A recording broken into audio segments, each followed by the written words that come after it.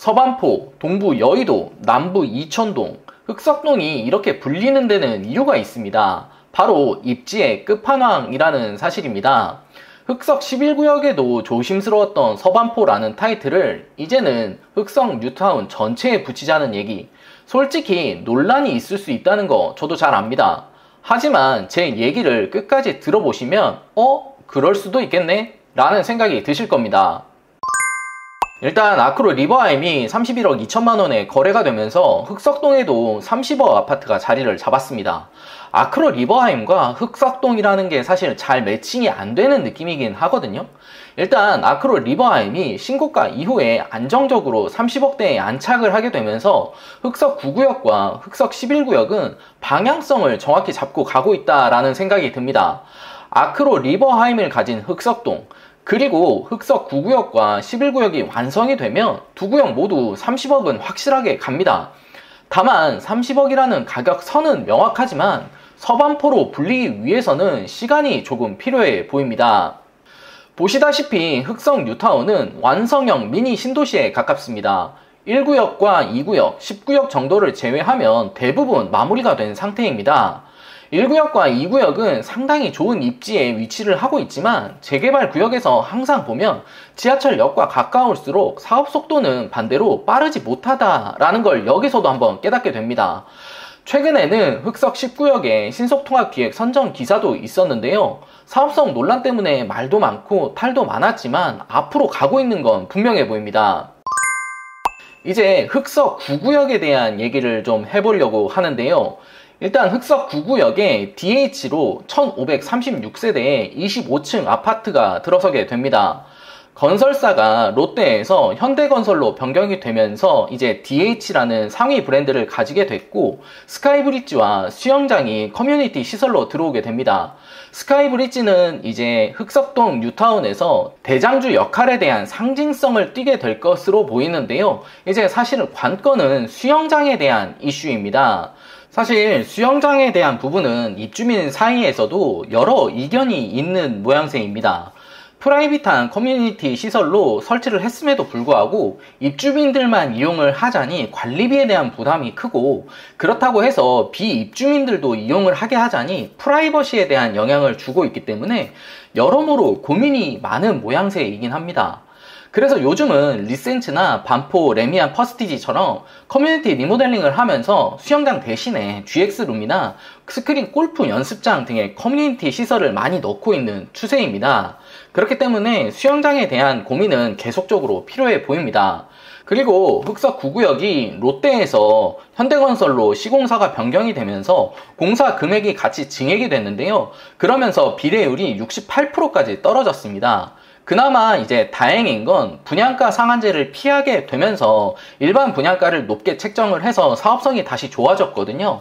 그러면서 이제 흑석 9구역의 프리미엄이 상당히 회복됐다라고 볼 수가 있는데, 또 하나의 이슈는 흑석 고등학교에 대한 부분인데요.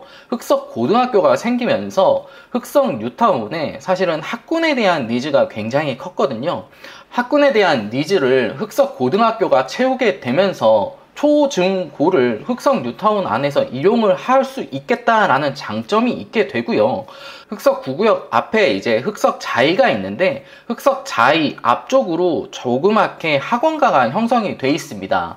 그래서 흑석 고등학교가 생기면 이 학원가가 점점 더 커질 수 있다라는 생각이 들고, 이 학원가가 커지게 되면서 사당동에서 방배, 반포로 넘어가는 학군에 대한 수요가 흑석동까지 생각을 하게 될 수도 있다라는 생각을 한번 가져보게 됩니다. 이제 흑석 11구역에 대해서 좀 말씀을 드리겠습니다. 흑석 9구역에 비해서 다소 소외됐다, 관심도가 다소 조금 떨어진다라고 볼 수가 있는데요. 저는 조금 다르게 생각을 하는데, 일단 서밋 브랜드가 들어옵니다. 1509세대 예정이고요. 최고 층수는 다소 아쉽지만 16층으로 들어오게 되는데요. 중심축의 이동이라는 표현은 어떤 뜻이냐면, 흑석 11구역의 위치는 바로 옆에 이제 반포를 옆에 두고 있고요.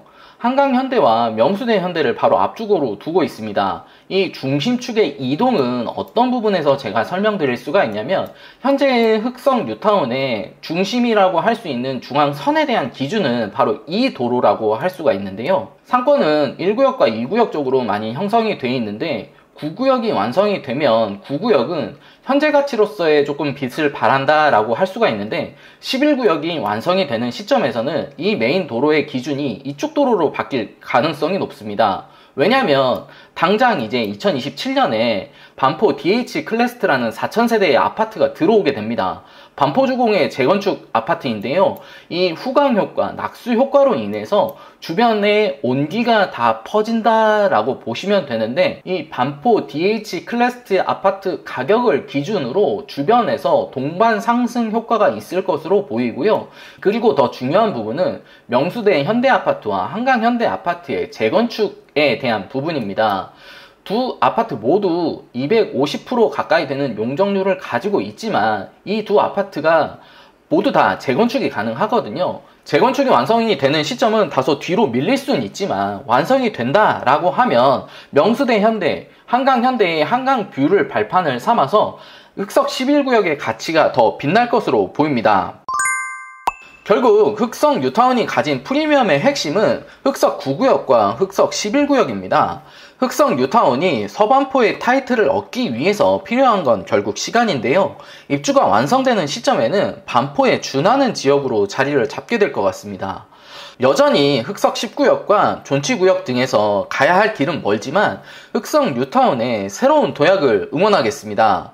요즘은 매물 잠김 현상 때문에 시장에서 정확한 가격을 파악하기가 쉽지가 않습니다. 저처럼 매일 시장을 지켜보는 사람도 이렇게 말씀드릴 정도니까 여러분들은 더 막막하게 느끼실 거예요. 혹시 내가 가진 물건의 정확한 시세가 궁금하시면 언제든지 편하게 문의 주시기 바랍니다. 주변 부동산들처럼 거래를 성사시키기 위한 가격이 아니라 있는 그대로의 객관적인 가격을 알려드리겠습니다. 매수 문의도 박소장이고요. 매도 문의도 박소장입니다. 항상 좋은 물건과 유익한 정보 전달드리는 박소장이 되겠습니다. 감사합니다.